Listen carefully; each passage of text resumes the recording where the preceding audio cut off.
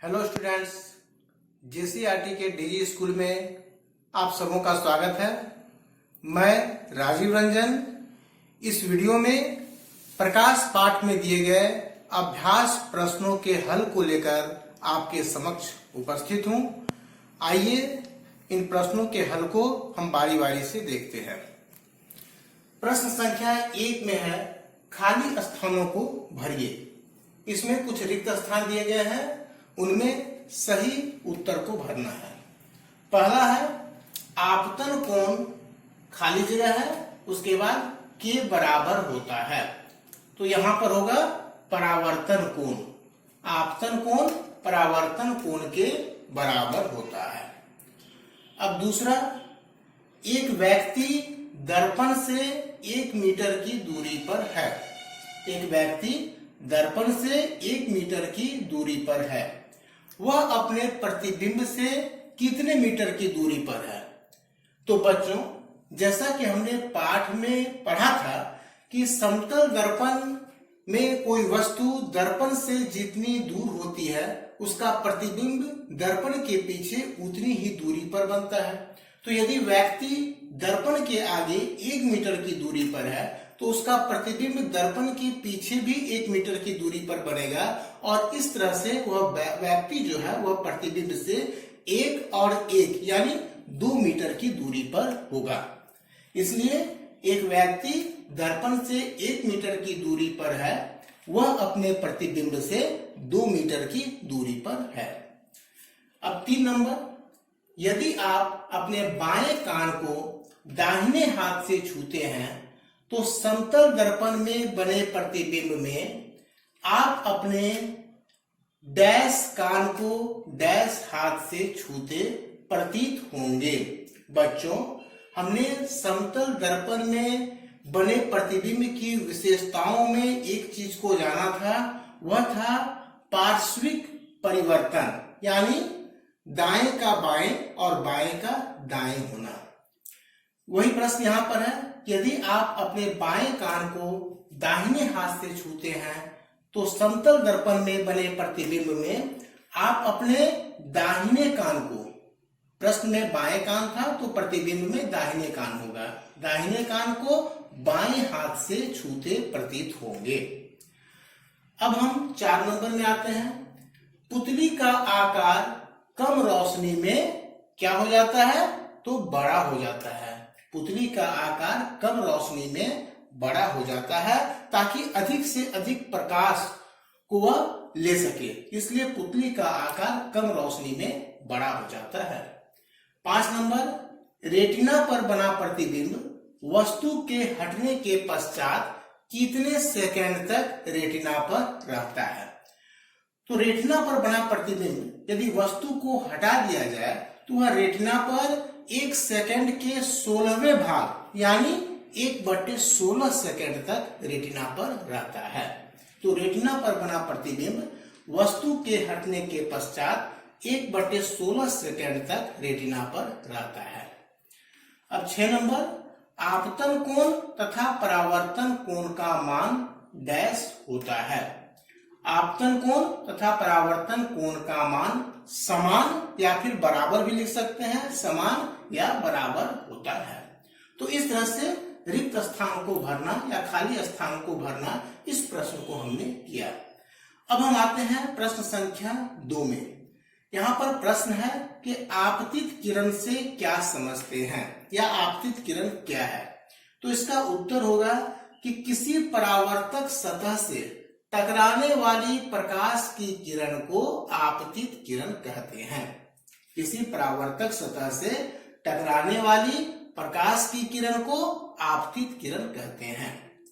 प्रश्न संख्या 3, परावर्तित किरण से क्या समझते हैं? इसका उत्तर है आपतित किरण जब किसी परावर्तक सतह से परावर्तन के पश्चात वापस लौटती है तो इस वापस लौटने वाली किरण को परावर्तित किरण कहते हैं। आपतित किरण जब किसी परावर्तक सतह से परावर्तन के पश्चात वापस लौटती है तो इस वापस लौटने वाली किरण को ही हम परावर्तित किरण कहते हैं। अब है प्रश्न संख्या 4, आपतन बिंदु से क्या समझते हैं? तो बच्चों, यहाँ हमने ऊपर के प्रश्नों में आपतित किरण और परावर्तित किरण के बारे में जाना। अब है आपतन बिंदु से क्या समझते हैं। तो आपतित किरण परावर्तक सतह के जिस बिंदु से टकराती है, यानी जिस बिंदु पर वह आपतित होती है और आपतित होने के बाद उसी बिंदु से वह परावर्तित होती है, तो उस बिंदु को, जिस बिंदु पर आपतित किरण आपतित होती है, उस बिंदु को हम आपतन बिंदु कहते हैं। परावर्तक सतह के उस बिंदु को, जिस बिंदु पर आपतित किरण आकर टकराती है, उस बिंदु को हम आपतन बिंदु कहते हैं। आपतित किरण परावर्तक सतह के जिस बिंदु से टकराकर परावर्तित होती है, उस बिंदु को आपतन बिंदु कहते हैं। अब है प्रश्न संख्या 5। एक प्रकाश किरण समतल दर्पण पर 60 डिग्री के कोण पर आपतित होती है।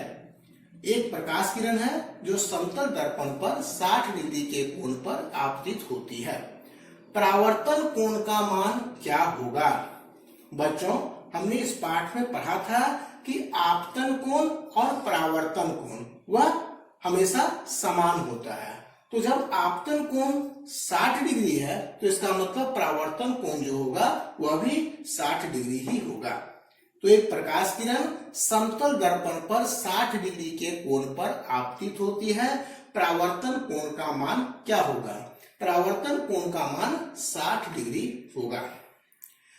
प्रश्न संख्या 6। अगर दो समतल दर्पण 90 डिग्री के कोण पर रखे हों, तो उनके बीच रखे वस्तु की प्रतिबिंब की संख्या कितनी होगी?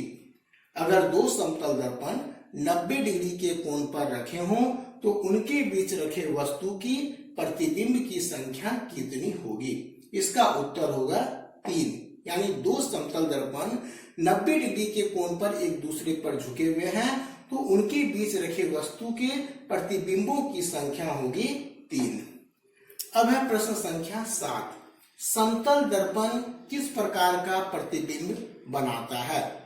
तो समतल दर्पण में बनाए गए प्रतिबिंब की जो विशेषता होती है वह होती है कि प्रतिबिंब आभासी होता है, सीधा होता है तथा वस्तु के बराबर होता है। यानी समतल दर्पण पर किसी वस्तु का बनने वाला प्रतिबिंब जो होता है वह आभासी, सीधा तथा वस्तु के बराबर होता है।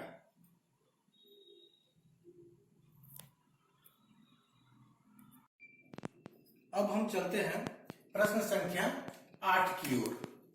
प्रश्न है, एक प्रकाश किरण समतल दर्पण पर अभिलंब की दिशा में आपतित होती है। एक प्रकाश किरण समतल दर्पण पर अभिलंब की दिशा में आपतित होती है। परावर्तन के पश्चात प्रकाश किरण किधर जाएगी? तो बच्चों, चूंकि प्रकाश की किरण समतल दर्पण पर अभिलंब की दिशा में आपतित हो रही है, यानी यहाँ पर आपतित किरण और अभिलंब के बीच का कोण जो है वह 0 डिग्री हो जाएगा, और इसलिए अभिलंब और परावर्तित किरण के बीच का कोण भी 0 डिग्री होगा। और इसका मतलब है कि परावर्तन के पश्चात प्रकाश की किरण अभिलंब की दिशा में ही वापस चली जाएगी। तो एक प्रकाश किरण समतल दर्पण पर अभिलंब की दिशा में आपतित होती है। परावर्तन के पश्चात प्रकाश किरण किधर जाएगी? इसका उत्तर होगा परावर्तन के पश्चात प्रकाश किरण अभिलंब की दिशा में वापस जाएगी। अब है प्रश्न संख्या 9। नियमित तथा विसरित परावर्तन किस तरह की सतहों से होता है? इसका उत्तर होगा नियमित परावर्तन समतल तथा चिकने परावर्तक सतह से और विसरित परावर्तन असमतल तथा रूखड़े परावर्तक सतह से होता है। नियमित परावर्तन समतल तथा चिकने परावर्तक सतह से और विसरित परावर्तन असमतल तथा रूखड़े परावर्तक सतह से होता है। अब है प्रश्न संख्या 10। एक यंत्र का नाम बताएं जो परावर्तन के नियम पर आधारित है। एक यंत्र का नाम बताएं जो परावर्तन के नियम पर आधारित है। इसका उत्तर है पेरिस्कोप। ऐसे बच्चों आपकी पाठ्य पुस्तक के आधार पर दो यंत्र के नाम दिए गए हैं जो परावर्तन के नियम पर आधारित है, बहुमूर्तिदर्शी और पेरिस्कोप। यहाँ मैंने उत्तर में पेरिस्कोप लिखा है, आप बहुमूर्तिदर्शी भी लिख सकते हैं। अब हम आते हैं प्रश्न संख्या 11 में। मानव नेत्र किस प्रकार का लेंस है? तो मानव नेत्र उत्तल लेंस है। प्रश्न संख्या 12, आइरिस यानी परितारिका में स्थित छोटे छिद्र को क्या कहते हैं? तो परितारिका यानी आइरिस में स्थित छोटे छिद्र को पुतली कहा जाता है। अब प्रश्न संख्या 13, किस प्रक्रिया के कारण श्वेत प्रकाश 7 रंगों में विभक्त हो जाता है?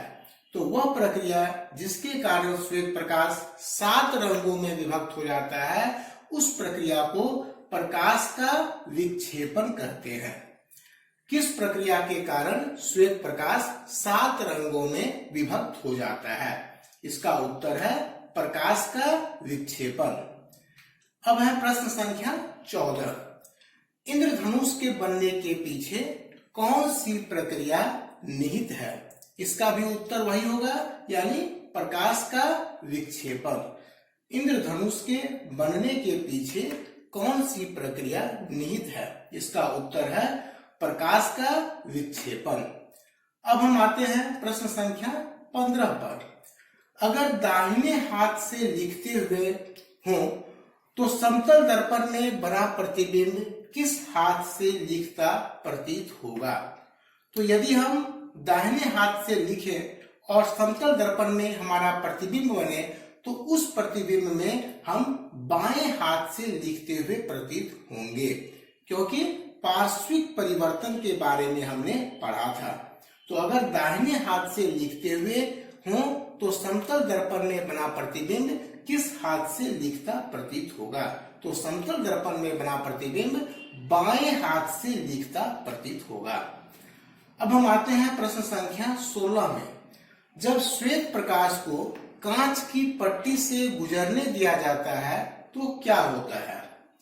जब श्वेत प्रकाश को कांच की पट्टी से गुजरने दिया जाता है तो क्या होता है? इसका उत्तर है कांच की पट्टी से गुजरने पर श्वेत प्रकाश 7 रंगों में विभक्त हो जाता है। कांच की पट्टी से गुजरने पर श्वेत प्रकाश 7 रंगों में विभक्त हो जाता है और इस घटना को प्रकाश का विक्षेपण कहते हैं। कांच की पट्टी से गुजरने पर श्वेत प्रकाश 7 रंगों में विभक्त हो जाता है और इस घटना को प्रकाश का विक्षेपण कहते हैं। अब हम आते हैं प्रश्न संख्या 17 में। प्रश्न है, समतल दर्पण द्वारा बनी प्रतिबिंब में पार्श्विक परिवर्तन से क्या समझते हैं? तो इसका उत्तर है समतल दर्पण द्वारा बनी प्रतिबिंब में पार्श्विक परिवर्तन का अर्थ है दाहिने का बायां और बाएं का दाहिना दिखना। यदि समतल दर्पण के सामने खड़े होकर हम अपने दाहिने हाथ को ऊपर उठाएं तो प्रतिबिंब में बायां हाथ ऊपर उठेगा और यदि हम अपने बाएं हाथ को ऊपर उठाएं तो प्रतिबिंब में दाहिना हाथ ऊपर उठेगा। समतल दर्पण द्वारा बनी प्रतिबिंब में पार्श्विक परिवर्तन से क्या समझते हैं? उत्तर, समतल दर्पण द्वारा बनी प्रतिबिंब में पार्श्विक परिवर्तन का अर्थ है दाहिने का बायां और बाएं का दाहिना दिखना। यदि समतल दर्पण के सामने खड़े होकर हम अपने दाहिने हाथ को ऊपर उठाएं तो प्रतिबिंब में बायां हाथ ऊपर उठेगा और यदि हम अपने बाएं हाथ को ऊपर उठाएं तो प्रतिबिंब में दाहिना हाथ ऊपर उठेगा। तो इस तरह से बच्चों इस वीडियो में हमने प्रकाश पाठ के अंतर्गत दिए गए अभ्यास प्रश्नों में से प्रश्न संख्या 1 से लेकर 17 तक के प्रश्नों के हल को हमने देखा। अब प्रश्न संख्या 17 के बाद दिए गए प्रश्नों का हल हम दूसरी वीडियो में देखेंगे और तब तक के लिए धन्यवाद।